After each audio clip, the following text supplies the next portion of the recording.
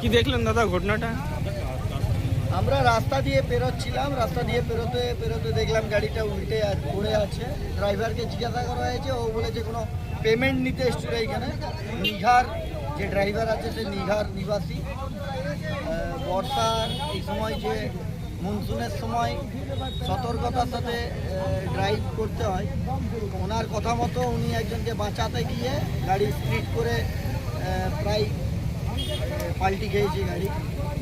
এখানে কোনোরকম এটা পুরোপুরি অ্যাক্সিডেন্টাল কেস। ড্রাইভারের অবস্থা এখনও পর্যন্ত কথাবার্তা বলে যা দেখা যাচ্ছে ঠিকঠাক। আমরা ফার্স্ট এডের জন্য আবেদন করেছি এবং নিয়েও যাবো আশা করছি। এখানে পুলিশ প্রশাসন সঙ্গে সঙ্গে এসেছেন এবং তাকে গাড়ির রেস্কিউ চলছে। এটাই বর্ষাকালে প্রত্যেককে আবেদন করব গাড়ি একটু সাবধানে চালানোর জন্য, কেননা মোর রিস্ক মোর পেন। ঠিক আছে, এটাই সেফ ড্রাইভ সেফ লাইফ। আপনার পরিচয়? আমার নাম অভিজিৎ রায়, আমি জেলা বিজেপি